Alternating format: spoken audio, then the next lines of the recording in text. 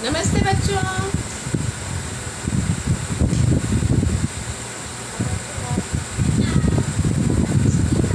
नमस्ते।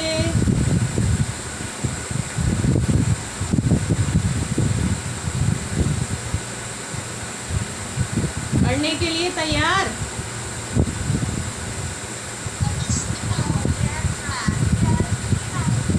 हाँ। Yes ma'am नहीं बोलिए। जी मैम बोलिए।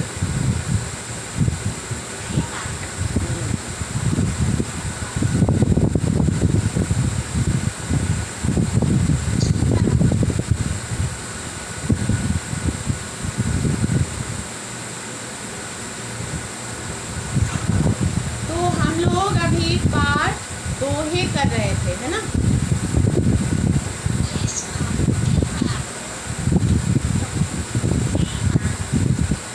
उससे क्या करना है बताइए। देखिए मुझे तो याद है, मैं आपसे जानना चाहती हूँ कि आपका ध्यान उस पर है कि नहीं। ठीक है।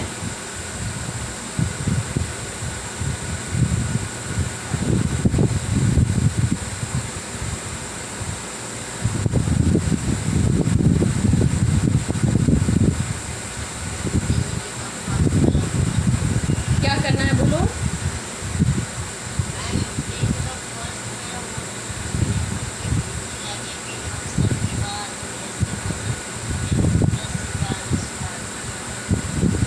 अच्छा, यहाँ से करना है।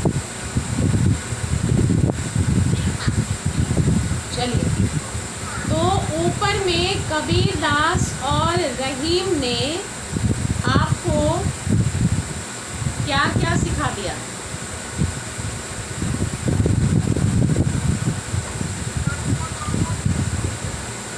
हाँ, उन्होंने क्या क्या सिखा दिया? कि हमें मृदुभाषी होना चाहिए। उदाहरण देके बताया गया, सही बात है। उदाहरण को छोड़ दीजिए, लेकिन उदाहरण से उसके मूल मंत्र क्या निकले? कुछ तो निकला होगा। तो पहले कबीर दास ने बताया कि आपको मृदुभाषी होना चाहिए, सदाचारी होना चाहिए। ठीक है। सज्जन, सदाचारी वही होगा जो सज्जन होगा। उसके बाद रहीम ने क्या बताया कि अपने मन को लालच और स्वार्थ से दूर रखो, है ना? मतलब मन को निष्कपट रखो, छल प्रपंच से दूर रहो और परोपकार करो। जे गरीब पर हित करे, परोपकार करो। रहीमन ओछे नरन सो, यानी कि क्षुद्र व्यक्तियों से दूरी बनाकर रखो। लड़ाई झगड़ा करने से आप नहीं सुधार पाओगे उनको, क्योंकि उनकी प्रकृति ही वैसी हो गई है। ठीक है, वो नहीं समझेंगे, तो उनके साथ लड़के झगड़ के अपना नाम खराब करके एक सीन क्रिएट करना कहते हैं, है ना? कि लोग देखें, आपकी निंदा करें या बोलें आपको, तो ऐसे लोगों से दूरी बना के रखना है।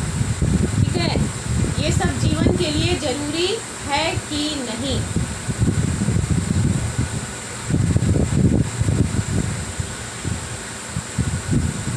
है कि नहीं?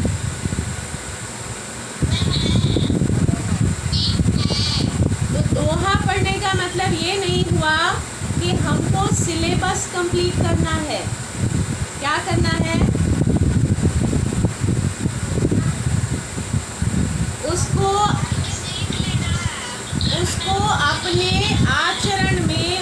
अपने आचरण में उतारना है। ठीक है ना? उसको समझकर अपने आचरण में उतारना है। तब तो ये दोहा और ये ऐसे कवि जो समय के साथ अपने महत्व को खोए नहीं, आज भी ये उतने ही महत्वपूर्ण है जितने पहले थे, आगे भी रहेंगे। ऐसे कवि लेखकों को कालजयी कहते हैं। क्या कहते हैं? काल जयी। काल मतलब समय, काल मतलब समय, जयी मतलब जीतने वाला, अर्थात समय इनके महत्व में कोई गिरावट नहीं लाएगा। ठीक है ना। मनुष्य हमेशा से जैसा जीवन, कौन चिल्ला रहा है इतना? क्लास में बैठ के भी चीखते रहते हो तुम लोग।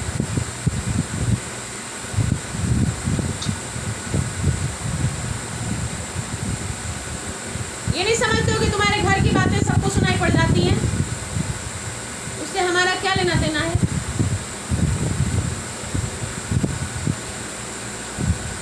तो ऐसे कवि या लेखक जैसे कहानीकार प्रेमचंद है, ये सब कालजयी हैं, क्योंकि मानव जीवन के जो वास्तविक स्वरूप है वो कभी भी नहीं बदलते। ठीक है।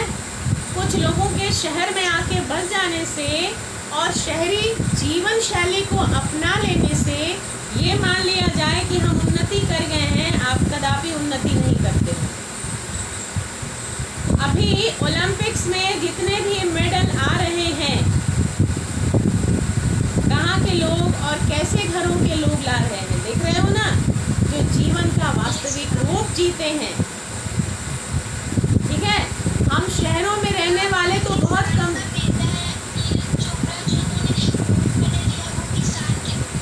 तब बताओ, और जितने भी वो डीएवी के स्टूडेंट हैं, ठीक है ना? तो डीएवी ने उनका, आप डीएवी यूनाइटेड का वीडियो आया होगा, आपको देखा आपने?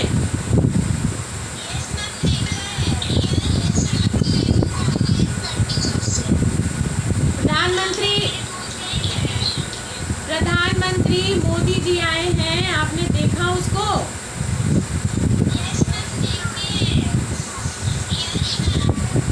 तो आपको गर्व महसूस हुआ कि नहीं? तो फिर आपकी पढ़ाई का उद्देश्य सिर्फ क्लास मिलना नहीं होना चाहिए, इस परंपरा को बनाए रखना है। अब परंपरा को बनाए रखने का मतलब ये है कि नाम रोशन करने की परंपरा। हम खेलेंगे वही खेल खेलेंगे ये जरूरी नहीं है, लेकिन कुछ हमारे स्कूल के विद्यार्थी ने देश का नाम रोशन किया दुनिया में, है ना? ओलंपिक में, टोक्यो ओलंपिक में आपके देश का क्या बजा था?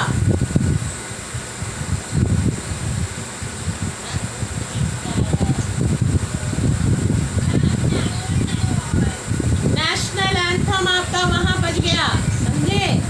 वहां नेशनल एंथम का बजना मतलब क्या? दुनिया में हमारे नाम का डंका पिटना, समझ गए? ओलंपिक्स में कभी भी ऐसा कुछ मिलता नहीं था हम लोगों को, लेकिन देखो इस बार तो बहुत कुछ मिला। और उसमें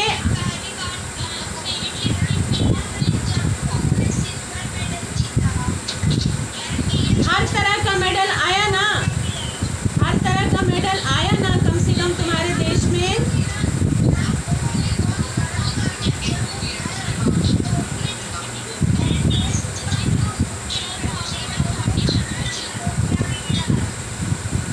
तो आप ये समझिए कि मेडल मिल जाने से ही सब कुछ नहीं होता है। आपके राष्ट्र को वहाँ पहचान मिली नेशनल एंथम के माध्यम से, ये बहुत बड़ी बात है ना? इससे बड़ी कोई बात ही नहीं है।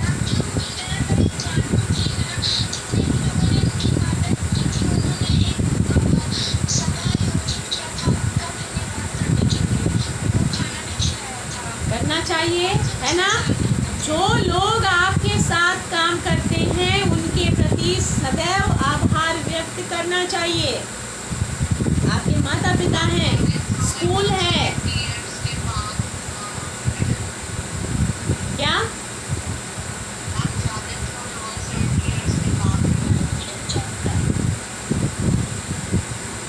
आधी बात बोल रहे हो, पूरी तो बोली नहीं जाए।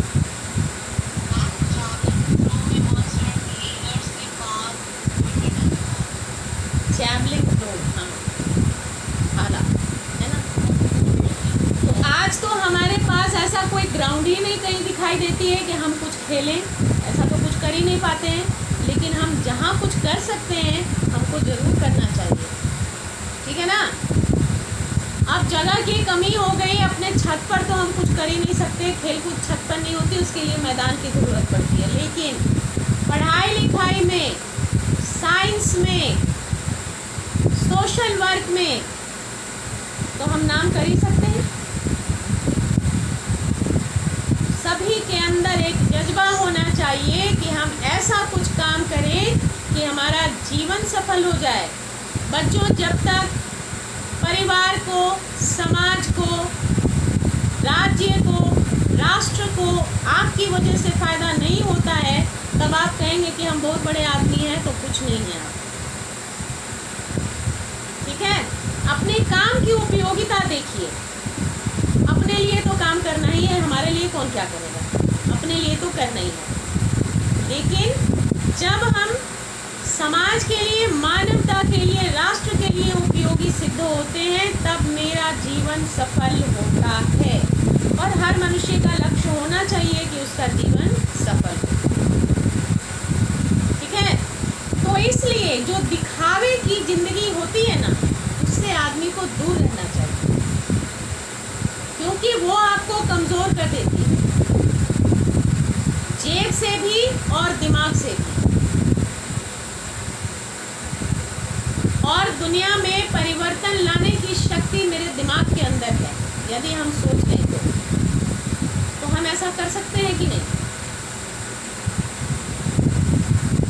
कर सकते हैं ना। हर एक के जीवन का, हर व्यक्ति के जीवन का एक उद्देश्य होना चाहिए, क्योंकि आप उस स्कूल में पढ़ते हैं जिसकी नींव ही एक उद्देश्य पर रखी गई है, समझ गए। आप ऐसे स्कूल के विद्यार्थी हैं, आप खुद को बड़ा सौभाग्यशाली समझिए कि हमारे स्कूल की नींव ही एक उद्देश्य पर रखी गई है। तो हमारे जीवन का भी उद्देश्य होना चाहिए। यदि उद्देश्य के वृक्ष, एक वृक्ष है जिसके जड़ में उद्देश्य है, तो हम सभी उसके तने, पत्ते और फल हैं।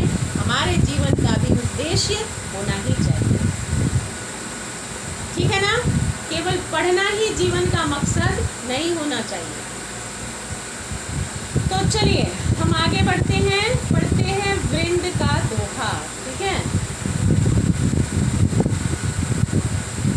नीकी पैर फीकी लगे बिन अवसर की बात, जैसे बसत युद्ध में रस श्रृंगार न सुहार।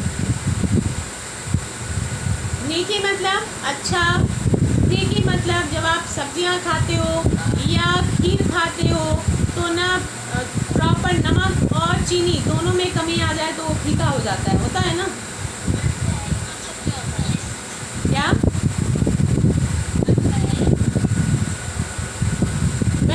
पर अभी तो मैं बता ही रही हूँ, जब नहीं बताऊंगी तब ना परेशान हो ना, बीच बीच में बोलो मत, जब मैं समझा रही हूँ तब बोलो मत।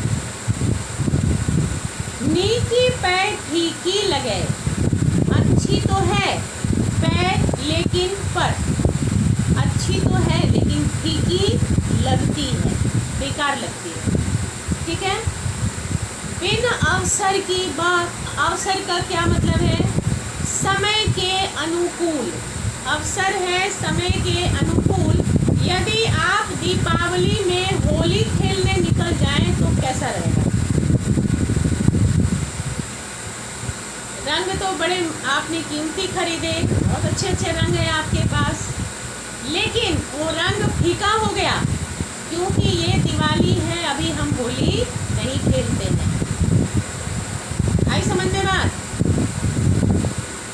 कि यदि अवसर को ध्यान में रखकर आप बात नहीं करते हैं तो आप बहुत ज्ञानी हैं, महात्मा हैं, बहुत अच्छी बातें करते हैं, आपकी बात सुनने के लिए हजारों की भीड़ इकट्ठा होती है, लेकिन कहाँ, समझ में आई बात।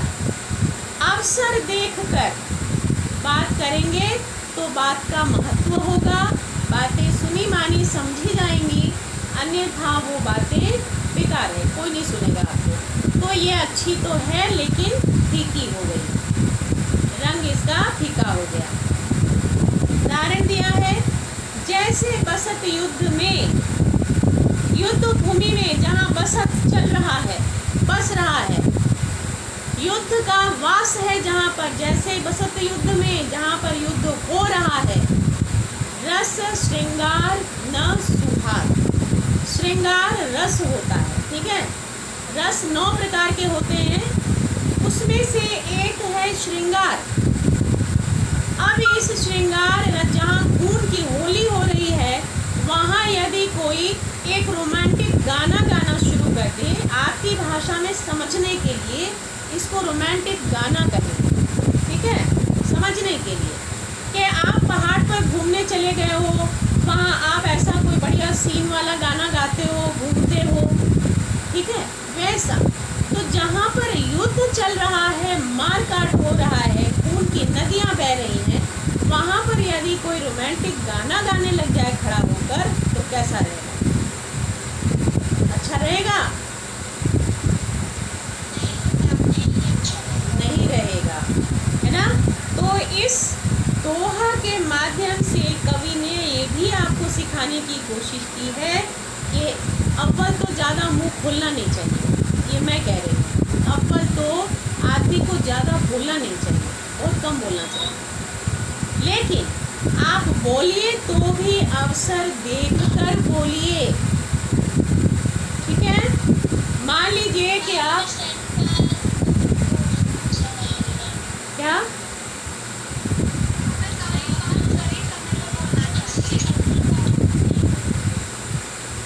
कोई भी बात अवसर देखकर बोलना चाहिए। मान लीजिए कि आप कहीं गए हैं, किसी के घर में कोई व्यक्ति बीमार हो गया है, तो पहले हम लोग जाया करते थे देखने, है ना, कि कोई बीमार है तो जाते हैं, उनको देख आते हैं, उनका हाल पूछ आते हैं। अभी भी तो कोई नहीं जाता होगा। कोरोना हो गया तो कोई जाएगा क्या? कोई नहीं जाएगा, ठीक है। अभी की बात नहीं है, अभी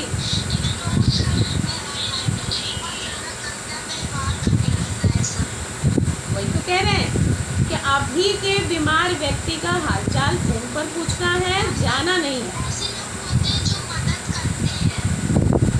हाँ, करते हैं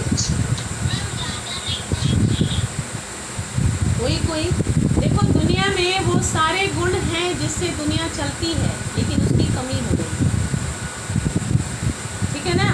परोपकारी लोग हैं लेकिन संख्या में कम है, साहसी लोग हैं लेकिन संख्या में कम है, और जो लोग कुछ भी नहीं करते हैं उनकी संख्या बढ़ती जा रही है। परेशानी यहाँ है। तो यदि हम एक आदर्श को देखकर उससे प्रेरित होकर अपने जीवन का लक्ष्य तय कर लेते हैं, ज़्यादातर लोग एक क्लास में मान लीजिए कि 45 बच्चे हैं, उसमें से 30 बच्चा भी किसी बात से प्रेरित होकर अपने जीवन का लक्ष्य तय कर दिया, तो 45 में 15 बच्चे बोझ नहीं बनेंगे, ठीक है ना। लेकिन 45 के क्लास में कोई 5 बच्चा ही कोई लक्ष्य तय करता है तो 40 बोझ हो जाता है, समझ गए। अब बोझ कैसे हो जाएंगे? 5 बच्चों ने प्रण किया कि हम टॉप करके दिखाएंगे, वो पढ़ाई कर रहे हैं, पढ़ते रहते हैं। 40 बच्चों का कोई उद्देश्य नहीं, कुछ भी प्रण नहीं किया, कोई प्रेरणा ही नहीं मिली उनको, वो कोशिश ही नहीं की कुछ समझने की। अब ये 40 बच्चे क्या करेंगे? बोझ किस प्रकार बनेंगे? वो हर समय क्लास को डिस्टर्ब करने के बहुत सारे काम करते रहेंगे, है ना। शोर मचाएंगे, यहाँ से वहाँ दौड़ जाएंगे, फिर चिल्ला के कुछ बोलेंगे। तो इस तरह से क्या होगा कि वो सारे क्लास को डिस्टर्ब करते रहेंगे, और इस डिस्टर्बेंस के कारण पढ़ने वाले बच्चे पढ़ भी नहीं पाएंगे। समझ में आ रही है बात? आ रही है बात समझ में? कि किस तरह थोड़े से लोग, अगर बहुत कम आदमी सही रास्ते पर चल रहे हैं, तो ज़्यादा व्यक्ति उनको भटकाने वाले मिलेंगे। आप सड़क पर डिसिप्लिन से चल रहे हो, वहीं से कोई दौड़ता हुआ आता है और आपको धक्का मार के चला जाता है, आप गिरते गिरते बच जाते हो, ठीक है। तो आपको क्या वो पंख किया ना, तो जितने देर में आप गिरने लगे, संभल गए, कोई पकड़ लिया आपको, आप समझ पाए कि क्या हुआ, उसकी ओर गए, इतने में तो आप 10 कदम आगे चले जाते कि नहीं जाते ना। तो यही होता है, जब सारे लोग एक समान काम नहीं करते हैं तो परेशानी ऐसे ही खड़ी होती है। तो ज़्यादातर आदमी भीड़ बन जाते हैं, काम बहुत कम आदमी करते हैं। ठीक है, समझ गए? लिखिए, अवसर देख कर ही बात करनी चाहिए, अन्यथा ज्ञान की बातें भी व्यर्थ लगने लगती हैं।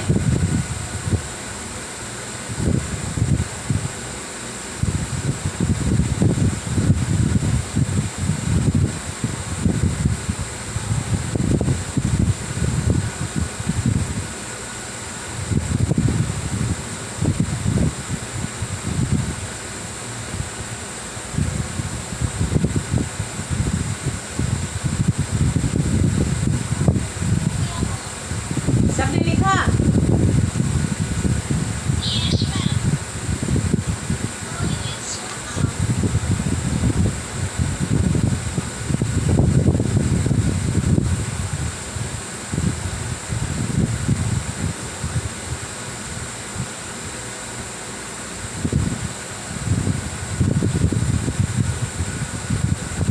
अपनी पहुंची विचारी के कर्तव्य करिए दौड़। अपनी मतलब स्वयं की पहुंची, आपका सामर्थ्य, आपकी हैसियत, लिखते जाइएगा पेंसिल।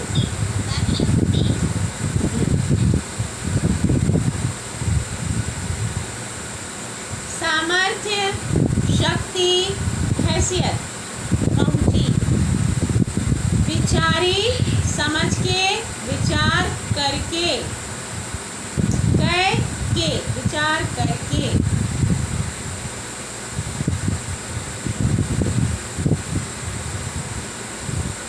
कर्तव्य, काम करिए मतलब करना, दौड़ कर मतलब एकदम उत्साहपूर्वक बिना कुछ सोचे समझे काम कर जाना, ये काम नहीं करने का। तेते पाँव पसारिए, तेते उतना ही, चेती जितनी, लंबी, सौर चादर,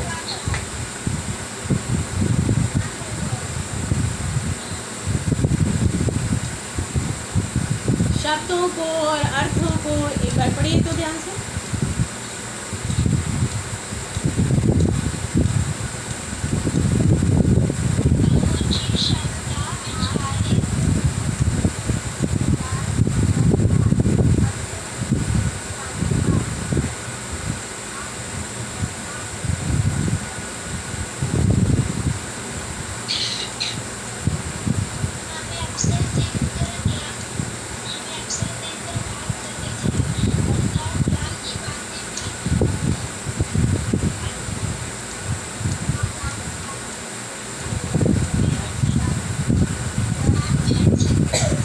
चलो आगे बढ़े।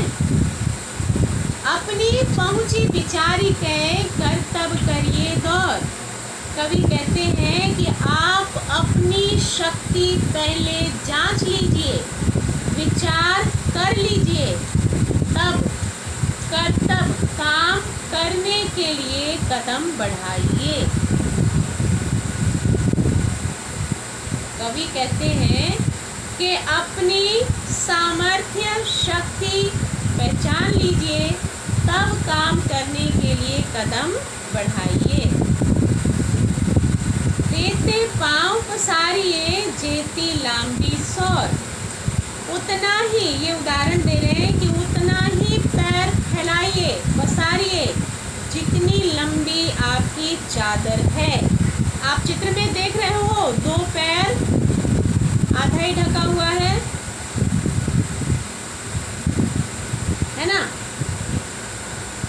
यदि आप लेट जाते हो और एक रुमाल ओढ़ लेते हो तो क्या ढकेगा? 6 इंच की जगह ही ढकेगी, पैर सिर कुछ भी नहीं ढकेगा, नहीं ना।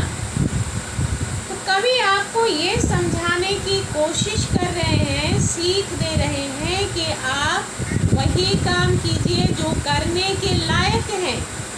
अपनी शक्ति या हैसियत से आगे बढ़कर काम करेंगे तो आपको परेशानी का सामना करना पड़ जाएगा। आपकी मान प्रतिष्ठा दांव पर लग जाएगी। समझ रहे हैं?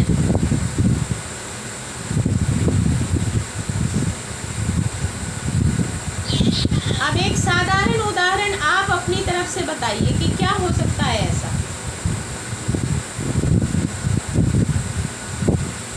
आपकी उम्र में, आपकी शक्ति, सामर्थ्य, हैसियत में क्या हो सकता है ऐसा जो आपको दिक्कत में डाल दे?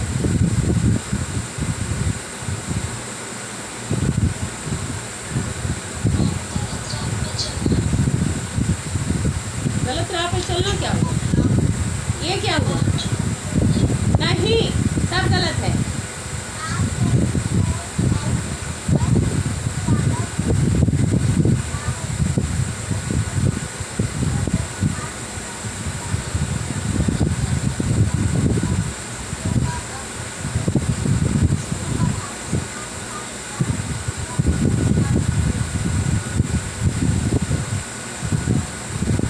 मतलब यहाँ ये है कि अगर आपके जेब में 100 रुपया है तो आप 100 रुपये के हिसाब से बजट बनाइए।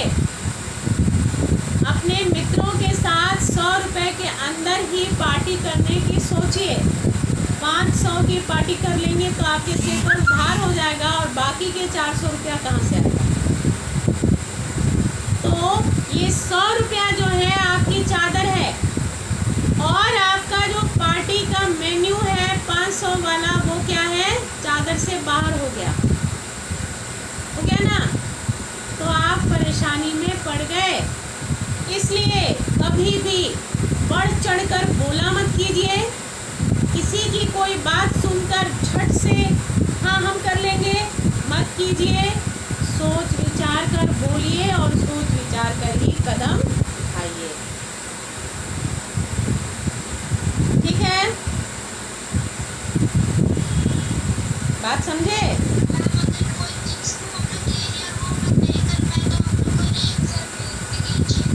हाँ, वो शर्मिंदगी होगी, आपको बहुत बुरा लगेगा। आपको लगेगा कि कितनी कम अक्ल है मेरे पास कि बिना सोचे समझे हमने काम करने की ठान ली। अब ये काम पूरा नहीं हो सकता। ठीक है ना? पछतावा होगा, शर्मिंदगी होगी, दिक्कत और किसका नाम है? इसी का ना।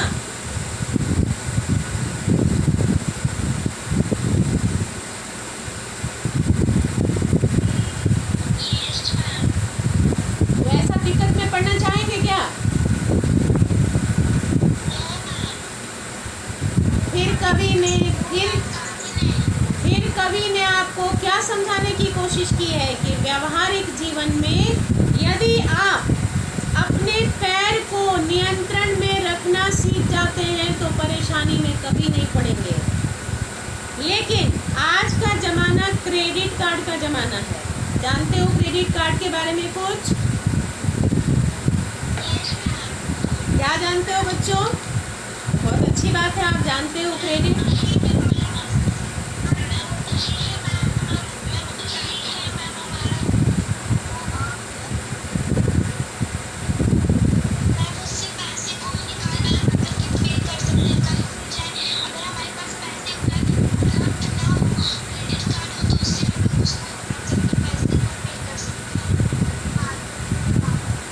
क्रेडिट कार्ड का इस्तेमाल तो हम कर लिए कहीं भी, क्या हम उसके लिमिट का ध्यान रखते हैं?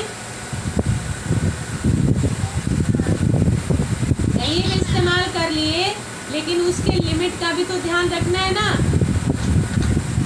लिमिट से बाहर चला गया तो अगले महीने तो रोटी पर घी या मक्खन लगाने में भी दिक्कत आएगी, आएगी ना।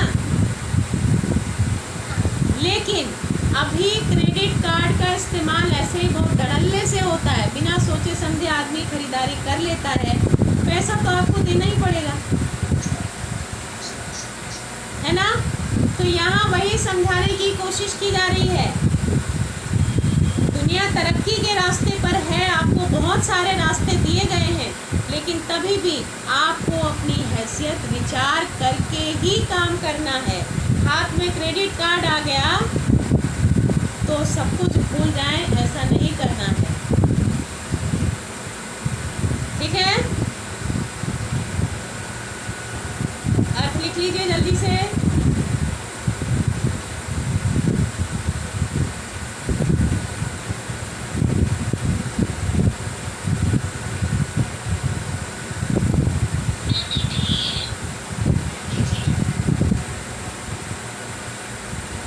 एक्टिविटी आपकी बन रही है कि नहीं?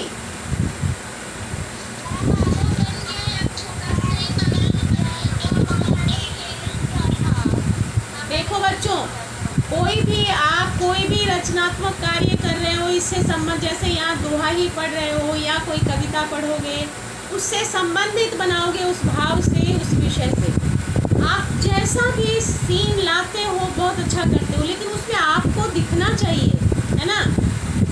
वरना अभी तो रेडीमेड क्या नहीं मिल जाता है, सब कुछ मिल जाता है।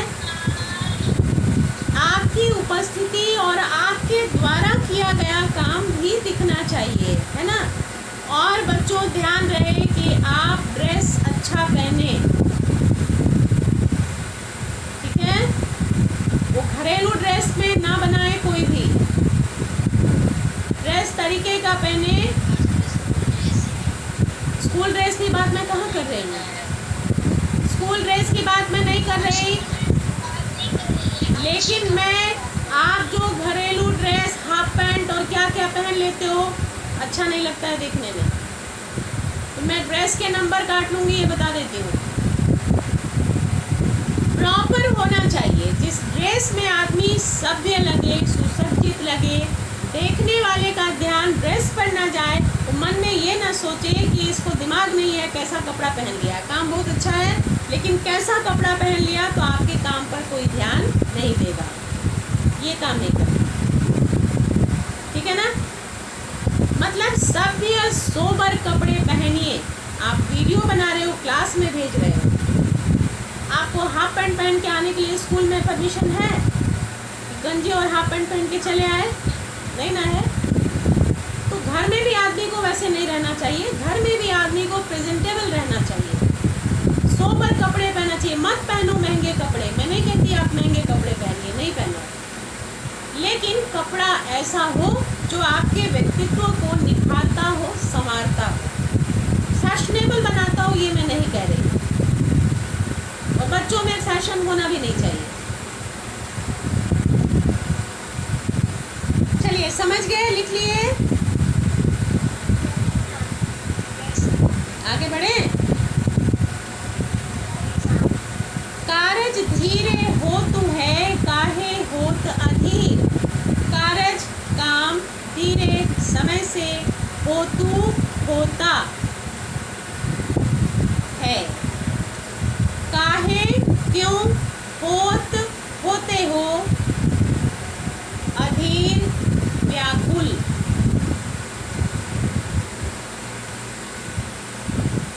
धैर्य शब्द आपने सुना है ना, धैर्य रखो, है ना, उसी का विलोम है, उसी का विलोम है अधीर।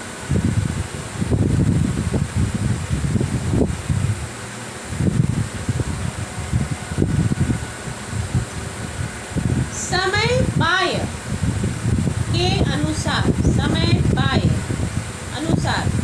तरुवर फलय, तरुवर क्या है, वृक्ष है, फलय फल देता है। केतक कितना भी, सींचो सींचना, नीर पानी।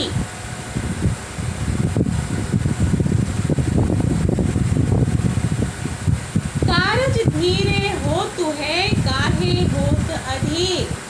काम अपने समय से ही होता है, हमारे व्याकुल होने की आवश्यकता नहीं होती। काम अपने समय से ही होता है।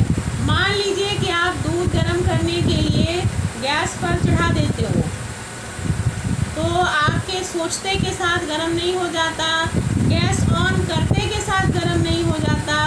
गैस पर चढ़ाकर, बर्नर पर चढ़ा के हमको 2 मिनट का समय देना पड़ता है ना। मैगी बनाते हो सब लोग? हाँ, मैगी खाते हो?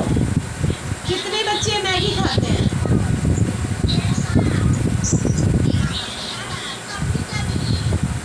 कितनी देर में बनता है? बहुत अच्छा, बहुत बढ़िया। तो ये बताओ कि ये जो 2 मिनट्स नूडल्स जो होता है वो कितनी देर में बन जाता है?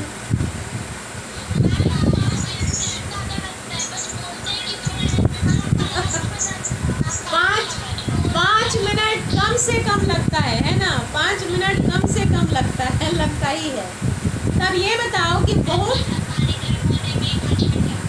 हाँ, तो पानी जब भी गर्म करने के लिए चढ़ाओ उसके ऊपर ढक्कन लगाना चाहिए, ठीक है।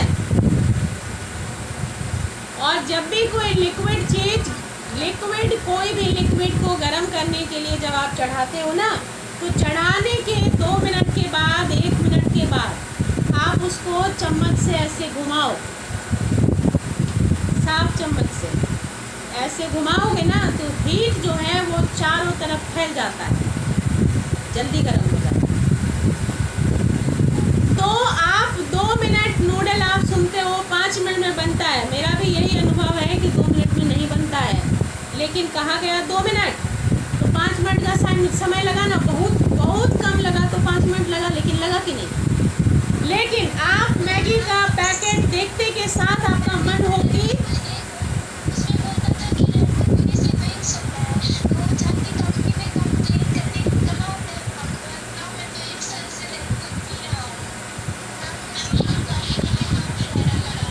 क्या होना पड़ा?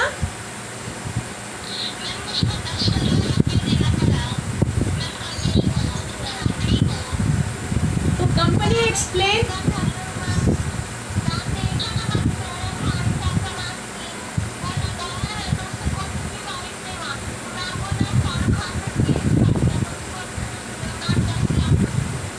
अरे वाह चलो बहुत अच्छी बात।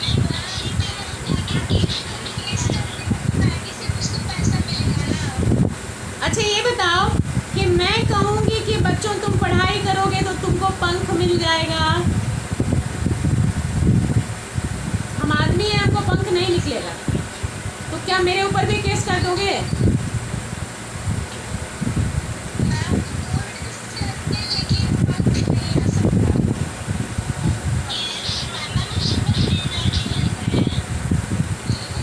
मैं कह रही हूँ कि तुम मन लगाकर पढ़ाई करोगे तो तुम्हारे पंख निकल जाएंगे।